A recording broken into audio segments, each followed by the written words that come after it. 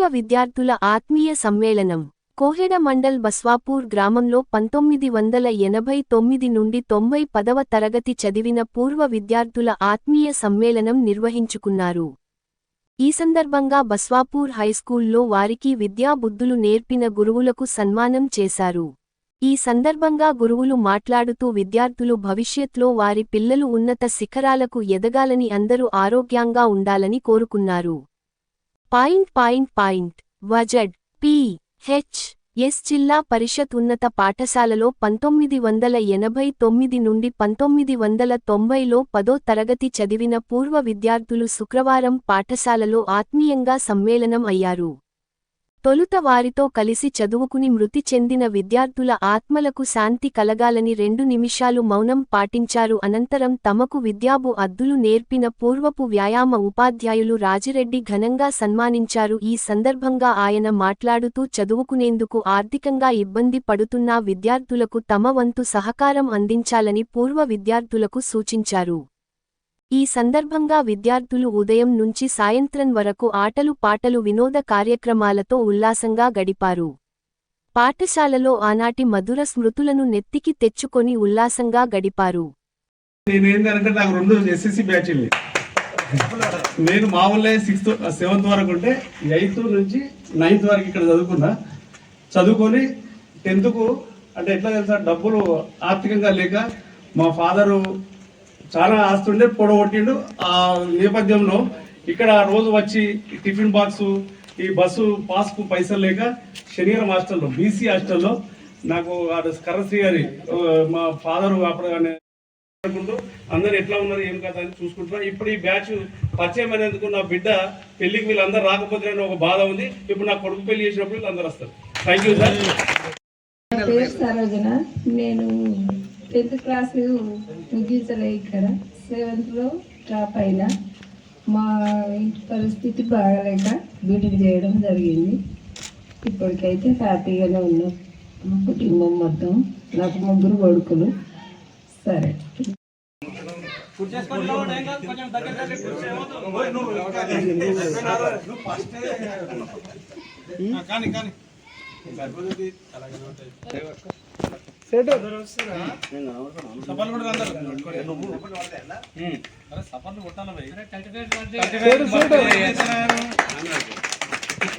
Happy birthday to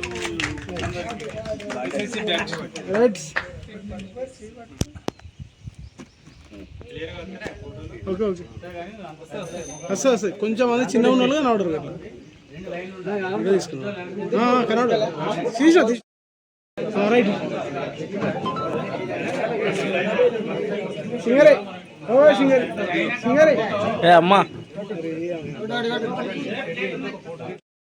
మన Devender sir కానీ, Raja Reddy sir కానీ, రత్నారెడ్డి సార్ కానీ, రామరెడ్డి సార్ కానీ, అందులో మన లోకల్ మేడం సుజాత మేడం గారు కానీ, అందరికీ పేరు పేరున ధన్యవాదములు. కానీ ఇట్లాంటి అవకాశం వస్తుంది నేను ఏ రోజు కూడా ఊహించలేదు. సింగరి లక్ష్మి అందరూ ఒకటే సైడ్ ఉంటుంది. ఆ సార్ బెదిరించిన అందరూ వచ్చి ఖోఖో కానీ కబడ్డీ కానీ చాలా బాగా ఆడుతుంటుంది. ఇక మళ్ళీ ఇంకోటి చెప్పాలంటే దేవేందర్ సారు ఆయన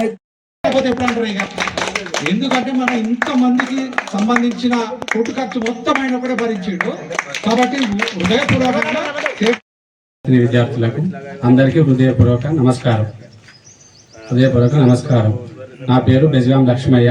10th వరకు చదువుకున్నాను. 98 మ్యారేజ్ చేసుకున్నాను. 99 మాకు బాబు బీటెక్ అయిపోయింది, జాబ్ చేస్తున్నాడు. 2001 ఒక పాప జాబ్ చేస్తున్నది. ఇప్పటివరకు అయితే బాగానే ఉన్నా. మా తల్లి తండ్రుల దీవెన, గురువుల దీవెన, జనాల దీవెన, అందరి దీవెనతో ఇప్పటివరకు బాగానే ఉన్నాను. అందరూ బాగుండాలని మనస్ఫూర్తిగా కోరుకుంటున్నాను. Very long times, 35 years, all friends celebrating my friends, more than my friends, some 7 people. ఎందుకంటే వాళ్ళు కూడా